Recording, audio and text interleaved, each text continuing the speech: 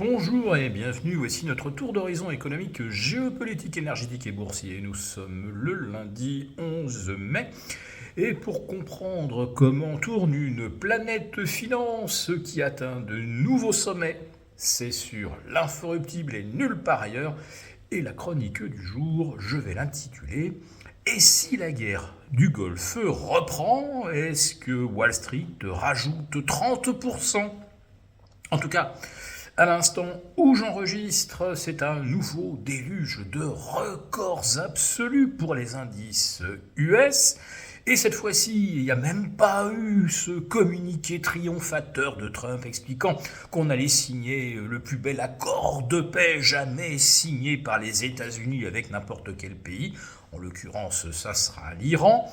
Ben non, cette fois-ci, il n'y a pas de réouverture imminente du Golfe et les Iraniens nous supplient de passer un accord. Et oui, là, les Iraniens en ont eu peut-être un peu assez de voir Donald Trump profiter en quelque sorte de leur manque d'agressivité dans leur communiqué pour dire que tout va bien et que donc ça fait de nouveau monter Wall Street et chuter le baril de pétrole. Cette fois-ci, la contre-proposition iranienne est jugée absolument inacceptable par Donald Trump. Et oui, elle était faite pour ça, parce que les autres précédentes propositions, Trump les a transformées en « haha, ils vont bientôt signer, on va réouvrir le détroit ». Bon, bah ça, pas question. Je vais y revenir dans quelques instants, mais commençons par faire l'inventaire des nouveaux records du Nasdaq. Eh bien voilà, le Nasdaq 100 est à 29 300. Voilà, ça fait exactement 28% de hausse, et oui, depuis le 30 mars dernier, 28% de hausse en à peine 25 séances. Le S&P 500 est à 7415. Donc lui, il est à plus 18% depuis le 30 mars dernier. Et puis j'ai gardé le meilleur pour la fin, bien sûr, l'indice SOX des semi-conducteurs qui atteint le score astronomique de 531 points. Il est parti de 309 le 30 mars dernier. Et oui, ça fait 70%, 70,5% de hausse. J'ai fait le calcul, ça fait 2,4% de hausse par jour. Déjà, si ça avait été par semaine, on serait bien heureux. Et si on faisait 2,4 par mois tous les mois, on serait déjà très très content de notre année. Eh bien non, là c'est 2,4% par jour, et ça depuis le 30 mars dernier. Alors évidemment, on n'a jamais vu ça. Si je vous faisais la liste des on n'a jamais vu, il faudrait plus de 10 minutes. Je ne vais pas vous infliger ce pensum. Néanmoins, qu'est-ce qu'on n'a jamais vu ? D'abord, 70% de hausse sur un indice, quel qu'il soit, ou un sous-indice technologique. Non, ça, on n'a jamais vu. On n'a jamais vu non plus le S&P 500 prendre 18% en 6 semaines sans avoir jamais reperdu 0,6%. On n'a jamais vu non plus le Nasdaq et le S&P 500 battre 15, 16, 17 records en l'espace de 25 séances sans avoir jamais perdu plus de 1%, mais surtout, la moitié des records ont été battus avec un ratio hausse-baisse négatif, c'est-à-dire plus de titres en repli que de titres en progression.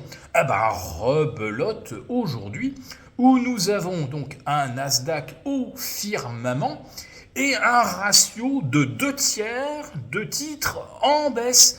Mais le Nasdaq est au-delà des 29 000. Le S&P 500 Oh bah c'est à peu près pas tout à fait pareil. On est à 3 titres en repli pour 2 titres en hausse et pour le Dow Jones c'est à peu près équilibré. Bref, le marché progresse tous les jours avec un ratio Advanced Decline négatif.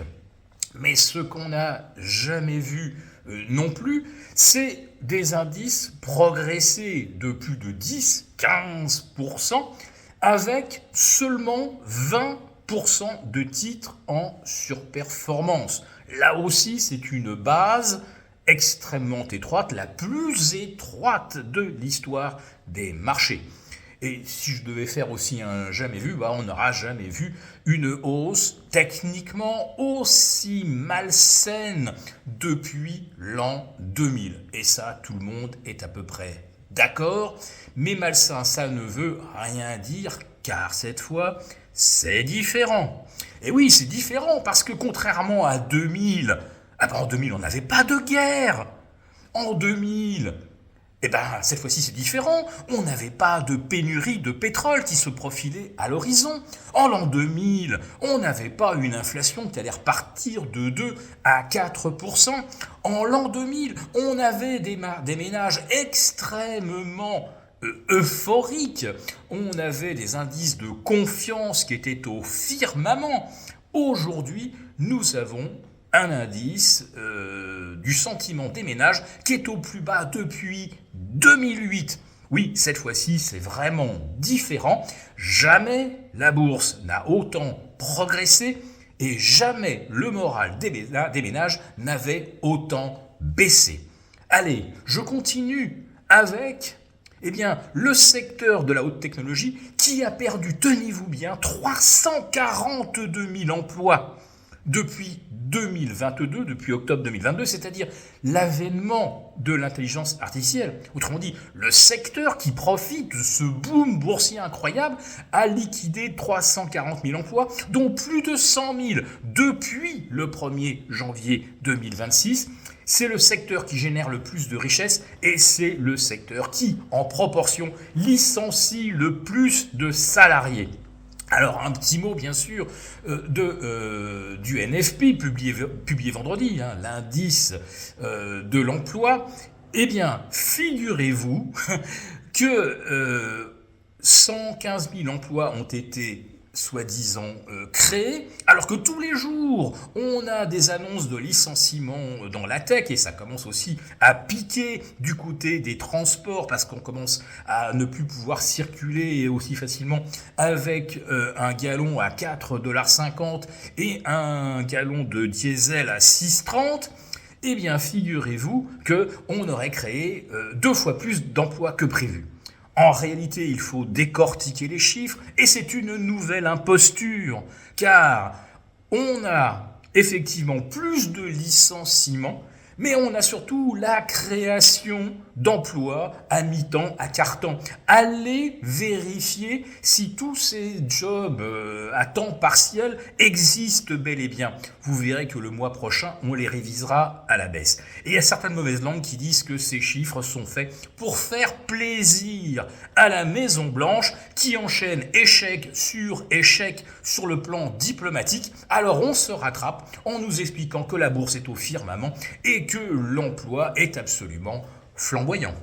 Pour vous remercier de votre fidélité, nous vous invitons à télécharger gratuitement notre rapport spécial qui contient notre solution pour préserver votre épargne face à la montée des tensions géopolitiques et qui pourrait même déboucher sur une nouvelle guerre mondiale. Il vous suffit de cliquer sur le lien en description pour l'obtenir gratuitement. Merci beaucoup d'avoir regardé cette vidéo. N'hésitez pas à réagir dans les commentaires ou à liker et partager cette vidéo si le contenu vous a plu.